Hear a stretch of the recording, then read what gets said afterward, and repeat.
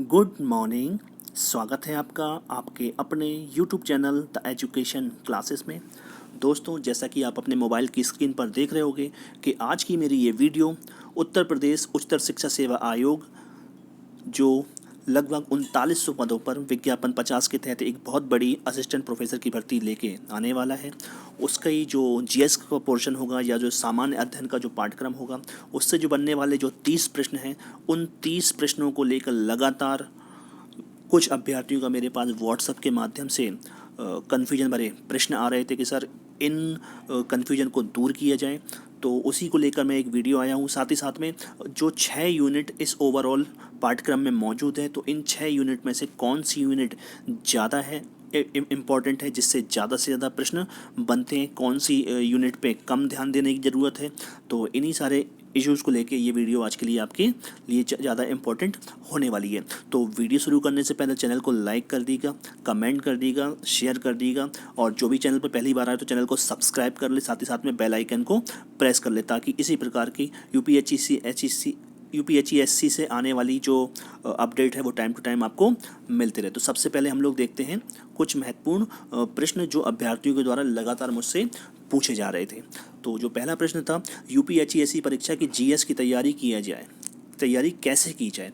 जो इस परीक्षा की जो जीएस पाठ्यक्रम है, जो 30 प्रश्नों का पाठ्यक्रम है, उसको कैसे तैयार किया जाए। तो इस प्रश्न का मेरे द्वारा सिर्फ एक ही आंसर होगा कि जो आपको मैंने पाठ्यक्रम प्रोवाइड कराया है, या जो पिछली साल का जो पाठ्यक्रम था विज्ञापन 47 का लेके जो 6 यूनिट था, उन 6 यूनिट में आप पर्टिकुलर किसी एक बुक से ना पढ़कर जो टॉपिक आपको जिस बुक में नज़र आए वहाँ से आप इसको प्रिपेयर कीजिए। सेकंड जो प्रश्न था, जीएस के लिए कौन सी बुक्स अच्छी रहेंगी। तो जीएस पोर्शन के लिए कोई पर्टिकुलर एक बुक्स पहले भी मौजूद नहीं थी, आज भी मौजूद नहीं है। जो मैंने बात बताई कि जो आपका सिलेबस है, उस सिलेबस के अकॉर्डिंग जो भी टॉपिक आपको जिस बुक्स में जहाँ से भी, नेट से भी या जहाँ से भी आपको मिले, आप वहाँ से कवर करना इसको स्टार्ट कर दीजिए। थर्ड जो प्रश्न था, क्या जीएस के पेपर में पास होना ज़रूरी होता है। तो पहली बात तो मैं एक चीज़ बता दूं कि जीएस का कोई पेपर नहीं होता है। ओवरऑल एक पेपर परीक्षा होती है, उसी में से 2 पार्ट में डिवाइडेशन रहता है। फर्स्ट जो होता है हम लोग का वो 30 प्रश्नों का, वो जीएस से संबंधित प्रश्न होते हैं, और जो सेकंड हम लोग के जो 70 प्रश्न होते हैं वो किससे संबंधित होते हैं, वो हम लोग के सब्जेक्ट से संबंधित होते हैं। तो इसमें कोई इशू मैटर नहीं करता है कि 30 प्रश्नों में आपको पास होना चाहिए या फिर आप पास नहीं हो रहे, तो ये कोई भी मैटर नहीं करता। ओवरऑल आपके जो 100 प्रश्न है उसके हिसाब से आपका इंटरव्यू का कट ऑफ बनेगा, क्योंकि ओवरऑल आपने मान लीजिए 65 प्लस क्वेश्चन ठीक कर दिए, तो आपको फिर वो ज़रूरी नहीं है कि आप 10 उसमें से कर रहे हो, बाकी 55 इसमें से कर रहे हो, वो कोई भी इशू नहीं है। आप कुल मिला के सीधा ये है कि जो ओवरऑल जो आपके 100 प्रश्न हैं उससे इसका कट ऑफ निकल के आता है। किस यूनिट से ज़्यादा प्रश्न आते हैं, तो इस प्रश्न का मैं जवाब वीडियो के आगे दूंगा, क्योंकि इसी को लेके कहीं ना कहीं मेरा वीडियो था। नेक्स्ट जो प्रश्न है, क्या जीएस की कट ऑफ अलग से बनती है। तो जीएस की कोई भी कट ऑफ कुछ भी अलग से नहीं बनता है। जैसा कि अभी मैंने बताया कि जो फाइनल कट ऑफ होगी आपकी इंटरव्यू की जो कॉल होगी वो ओवरऑल आपके 100 प्रश्न के आधार पर होगी। नेक्स्ट जो प्रश्न है, करंट अफेयर्स से कितने प्रश्न आते हैं। तो करंट अफेयर्स से वैसे तो सिलेबस में बताया गया है कि जो 6 यूनिट हैं उन प्रत्येक यूनिट से 4 प्रश्नों की बात आती है, लेकिन कंपलसरी रूप से 4 प्रश्न होने ही चाहिए।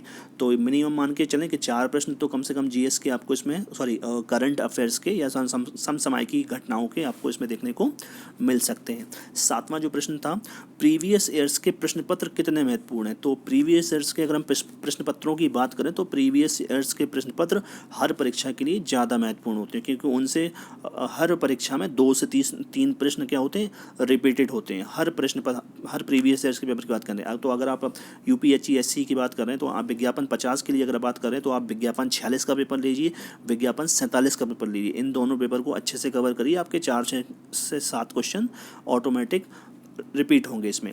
और जो लास्ट प्रश्न था इसमें था, क्या परीक्षा में कोई नेगेटिव मार्किंग होती है। तो मैंने कई बार बताया, तो इस परीक्षा में कोई भी नेगेटिव मार्किंग नहीं है। 100 नंबर का आपकी 100 प्रश्न की आपकी परीक्षा होगी, और इस 100 प्रश्न की परीक्षा में आपको जो प्रत्येक प्रश्न है वो 2 नंबर का होगा, यानी 200 नंबर की ये आपकी रिटन एग्ज़ाम होगा। तो इसमें कोई भी माइनस मार्किंग नहीं है। आप कोशिश यही करिए कि आप ज़्यादा से ज़्यादा पहले तो सही प्रश्नों के उत्तर देने का प्रयास करें, कि जो आपके प्रश्न जो आपको आते हैं या आपको एकदम करेक्ट है, जिसका आपको आंसर पता है, तो आप सबसे पहले उनका आंसर देने का प्रयास करें। उसके बाद जो प्रश्न बचते हैं उनमें से कोई भी प्रश्न आपको छोड़ के नहीं आने हैं। वो इसलिए नहीं आने क्योंकि इसमें कोई भी माइनस मार्किंग नहीं होती। तो ये तो जो कुछ प्रश्न थे जिसको मैंने आंसर दिया, जो कुछ कन्फ्यूजन भरे प्रश्न लगातार अभ्यर्थियों के द्वारा मुझसे पूछे जा रहे थे। अब हम बात करते हैं सिलेबस को लेके कि सिलेबस में ओवरऑल जैसे कि आप देख रहे होगे कि सिलेबस में लगभग सारी चीज़ों को इसमें शामिल किया गया है। इसमें करंट अफेयर्स भी है, teaching research aptitude, teaching aptitude भी है, आईसीटी इंफॉर्मेशन कम्युनिकेशन टेक्नोलॉजी भी है, सूचना एवं संचार प्रौद्योगिकी, मानव एवं पर्यावरण है ना, ह्यूमन एंड इन्वायरमेंट, ये भी शामिल किया गया। भारतीय इतिहास एवं भूगोल यानी इंडियन हिस्ट्री एंड ज्योग्राफी को भी शामिल किया गया। और साथ ही साथ में भारतीय संविधान एवं अर्थव्यवस्था यानी इंडियन कॉन्स्टिट्यूशन एंड हम लोगों की अर्थव्यवस्था, जो इकोनॉमिकल स्ट्रक्चर हम लोगों के यहाँ का, वो इसमें शामिल किया गया। तो और आप देख रहे होगे नीचे लिखा होगा, नोट एक लगा होगा, प्रत्येक इकाई से 4 प्रश्न पूछना अनिवार्य है। तो मैं आपको बता दूं कि 4 प्रश्न जो अनिवार्य हैं वो तो साथ ही साथ हैं ही, तो उसके अकॉर्डिंग बन जाते हैं हम लोग के 6 चौको 24 नंबर बन जाते हैं, हम लोग के 24 प्रश्न बन जाते हैं। अगर 6 यूनिट में प्रत्येक से 4 प्रश्न पूछे जाते हो गए कितने 24 प्रश्न हम लोगों के इसमें बन जाते। पर पिछली बार मैंने देखा कि जो विज्ञापन 47 का पेपर था, इसमें एक जो यूनिट थी वो ये यूनिट जो भारतीय संविधान वाली यूनिट है, इस यूनिट से 9 प्रश्न पूछे गए। कितने प्रश्न पूछे गए? लगभग 9 प्रश्न इस यूनिट से पूछे गए। तो आप देख सकते हो लगभग सबसे ज़्यादा इस पूरे सिलेबस में ये यूनिट हम लोगों के लिए महत्वपूर्ण निकल के आई। तो सबसे पहले यही डिस्कस करते हैं जो समसामयिकी मुद्दे हैं। तो समसामयिकी मुद्दों के लिए आपको बता दूं कि पर्टिकुलर जो मैगजीन्स वगैरह आती हैं या न्यूज़पेपर वगैरह आते हैं, उनसे आप इसको प्रिपेयर करें। साथ ही साथ में जो मंथ के आधार पर जो मैगजीन्स आती हैं जो हम लोग की, उस पे इसको आप इसमें फोकस करें। और ये आपको मैं बता दूं कि इसमें जो करंट अफेयर्स रहेगी वो परीक्षा के 6 महीने पहले की और 6 महीने ओवरऑल हम अगर बात करें तो परीक्षा के दिन से 6 मंथ पहले की जो आपकी करंट अफेयर्स है वो ज़्यादा इफेक्टिव होगी आपकी 6 माह के पहले की। मान लीजिए आपकी जो परीक्षा वो जून में है, तो आप जनवरी से लेके मई तक की करंट अफेयर्स होगी वो ज़्यादा इफेक्टिव होगी। और अगर आप 1 साल तक की करंट अफेयर्स भी कंप्लीट कर लें तो भी आपके 3 से 4 प्रश्न इसमें ईजिली बन जाएंगे। इसको अभी से तो कुल मिला के इसका निष्कर्ष ये निकलता है कि इस यूनिट को हमें अभी ध्यान बिल्कुल भी नहीं देना है। क्यों नहीं देना ध्यान? इसलिए क्योंकि जो हम लोग के पहले फॉर्म आएंगे, उस फॉर्म आने के बाद एक लिखित परीक्षा की तिथि आएगी, तो उसमें काफ़ी सारा टाइम लग जाता है। तो इस यूनिट पे भी टाइम वेस्ट नहीं करना है। जब परीक्षा की डेट हम लोग को कंफर्म हो जाए तो उस परीक्षा की डेट के बाद इसको कवर आसानी से किया जा सकता है। दूसरी यूनिट होती है हम लोगों की रिसर्च एप्टीट्यूड और टीचिंग एप्टीट्यूड यानी शिक्षण एवं शोध अभिवृत्ति। तो ये यूनिट जो है काफ़ी ज़्यादा इम्पोर्टेंट हो सकती है। तो इससे भी कम से कम 4 प्रश्न आपको मिल जाएंगे।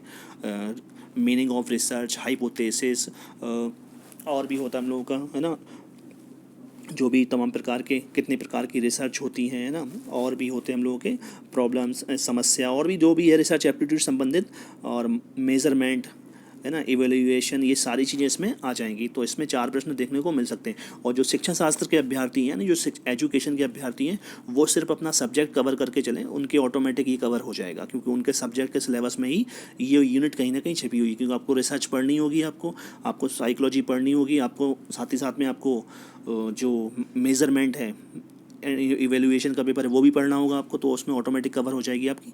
और आपको इंडियन एजुकेशन, भारतीय शिक्षा का इतिहास भी पढ़ना होगा आपको, है ना, तो उसमें आपकी यूनिट पूरी कवर हो जाएगी। लेकिन जो अदर सब्जेक्ट के अभ्यर्थी हैं उनको ये सारी चीज़ें पढ़नी पड़ेंगी। तो उसके लिए मैंने एक वीडियो बनाई हुई है बुक्स के लिए। तो रिसर्च एप्टीट्यूड से संबंधित उसमें रिसर्च की मैंने बुक बताई, उसमें कौन सी बुक से आप रिसर्च को कवर कर सकते हैं, कौन सी बुक से आप इसमें से जो मेजरमेंट है उसको कवर कर सकते हैं, और किस बुक से आप इसमें भारतीय शिक्षा के इतिहास को कवर कर सकते हैं। तो सेकेंड यूनिट भी होगी हम लोग की। जो थर्ड यूनिट है वो आईसीटी या इंफॉर्मेशन एंड कम्युनिकेशन टेक्नोलॉजी या सूचना एवं संचार प्रौद्योगिकी। तो इससे भी 3 प्रश्न हम लोगों को कम से कम देखने को मिलेंगे। कम से कम 3 प्रश्न। और इसको आसानी से कोई भी आपके पास 12th लेवल की अगर आपके पास कोई भी कंप्यूटर की बुक है ना, 12th लेवल की अगर कंप्यूटर की बुक है तो उससे आप इसको कवर कर सकते हैं। या जो भी कंप्यूटर्स की बुक्स हम लोग को मिलती हैं तो उसको अगर हम लोग इसमें प्रिपरेशन करें तो ये यूनिट हम लोग की कवर हो जाती है। अब बात करते हैं मानव एवं पर्यावरण की, तो इस यूनिट से भी 5 प्रश्न कम से कम देखने को मिलेंगे, 4 से 5 प्रश्न इससे भी देखने को मिलेंगे।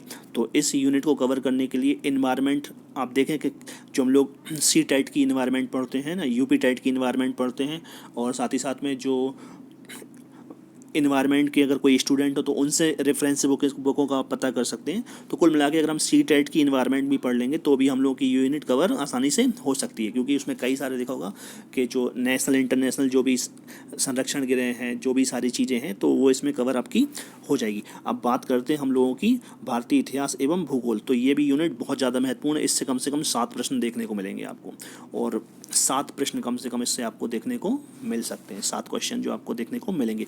अब इसके लिए हमें क्या करना पड़ेगा, भारतीय शिक्षा का इतिहास एवं भूगोल पढ़ने के लिए सबसे बेस्ट अगर कोई चीज़ है तो वो NCERT की बुक्स पढ़ लीजिए आप। आपको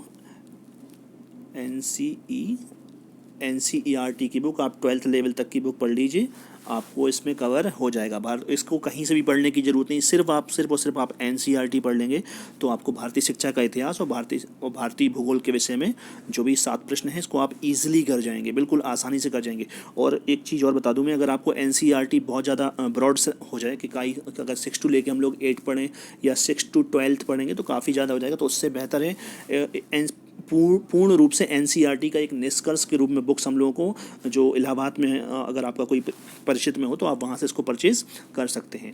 तो इसमें आपको क्या हो जाएगा, पर्टिकुलर आप सिर्फ और सिर्फ NCERT हिस्ट्री लीजिए और NCERT ज्योग्राफी को लेके इस यूनिट को पूरा कवर कर जाएंगे। तो बेहतर यही होगा कि अलग अलग बुक्स पढ़ने से बेहतर है आप NCERT इलाहाबाद से मंगा लीजिए, उसमें इतिहास और भूगोल की बुक्स, या जो आपके अपने शहर में कोई अगर बुक रिटेलर हो जो आपको अवेलेबल करा सके तो आप उससे कवर कर जाएंगे। और लास्ट हम लोगों का बनता है भारतीय संविधान एवं अर्थव्यवस्था, यानी पूरे उत्तर प्रदेश उत्तर शिक्षा सेवा आयोग का जो सिलेबस है उस सिलेबस की सबसे इम्पोर्टेंट यूनिट।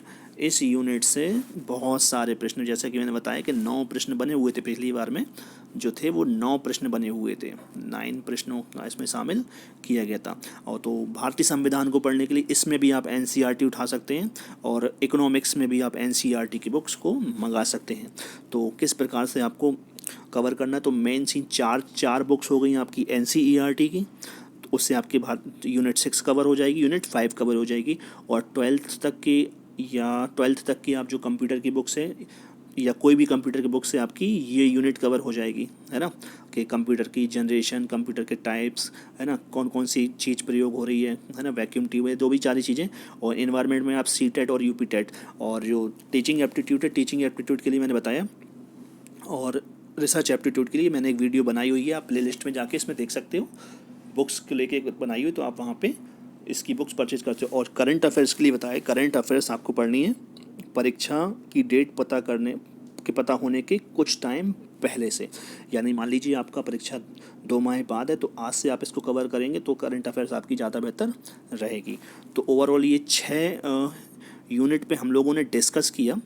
तो और साथ ही साथ में एक इम्पॉर्टेंट चीज़ और उसके बाद भी आपकी जो 6 यूनिट है वो शॉर्ट मेथड वे में, या जैसे मैंने प्रिपरेशन की हुई थी इस यूनिट की, और लगभग 26+ मैंने क्वेश्चन किए हुए थे इसमें, जिसमें काफ़ी अच्छा मेरा रहा था ये फर्स्ट पेपर मैं बार खुद बोल जाता हूँ, ये फर्स्ट पेपर नहीं होता, ओनली GS के 30 प्रश्न होते हैं, तो काफ़ी अच्छा परफॉर्मेंस मेरा इसमें रहा था। तो अगर आप इस पेपर को बहुत अच्छे से प्रिपरेशन कर जाएंगे तो 25+ प्रश्न आराम से कर जाएंगे, और ओवरऑल आप ये मान के चलिए कि आपको 65 प्रश्न हर हाल में करने हैं, फिर वो चाहे आप किसी भी सब्जेक्ट के स्टूडेंट हो। तो 25 अगर आपने GS में मार दिए प्रश्न तो आपको कितने रह जाएंगे, 70 में से 40 प्रश्न करने रह जाएंगे।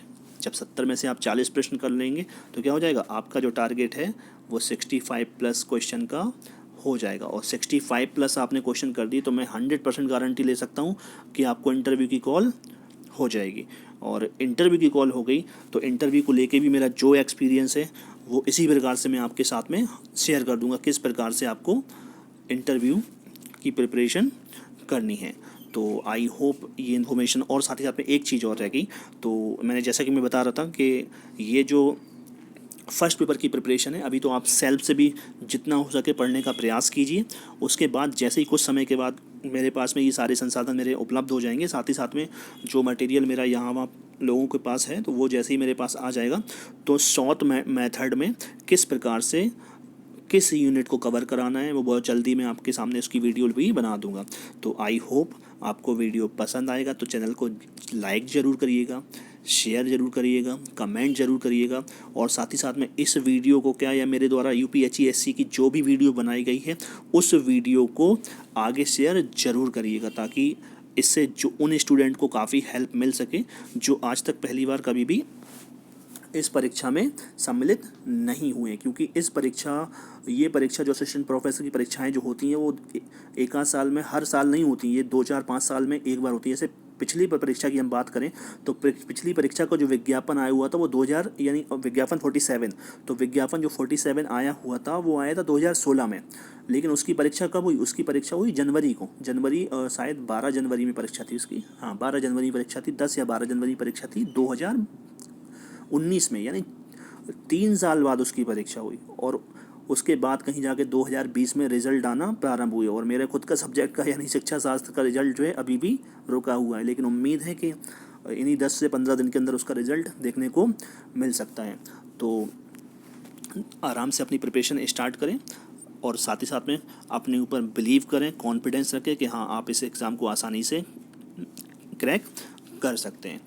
उसके लिए सिर्फ और सिर्फ एक मेथड है, वो आपको पढ़ना पड़ेगा और साथ ही साथ में पढ़ना पड़ेगा। उसके अलावा इसका कोई भी उसमें सॉल्यूशन उसका नहीं है। तो ये कुछ बातें थी जो वीडियो के माध्यम से मैंने आपके सामने शेयर की। तो और अगर कुछ भी आपको इसमें कन्फ्यूजन लग रहा हो या कुछ भी आपकी क्वायरीज़ है तो आप मुझसे कमेंट बॉक्स के माध्यम से या व्हाट्सएप नंबर मेरे 9595 और 430 और 99, इस नंबर पे व्हाट्सएप के माध्यम से अपना नाम और अपना टॉपिक, कि आपका टॉपिक है, आपको सिलेबस चाहिए तो आप नाम और साथ ही साथ में अपना सब्जेक्ट लिख के भी पहुंचा सकते हैं। आपकी कोई क्वेरी है तो आप अपना नाम लिखें, और साथ ही साथ में आपकी कोई क्वेरी है तो वो लिख के आप मुझे सेंड कर सकते हैं। जो भी मदद होगी आपकी उससे संबंधित की जाएगी। तो आई होप आपको ये चीज़ पसंद आएगी। तो इसी प्रकार बने रहें चैनल के साथ में। तब तक के लिए thank you and have a nice day.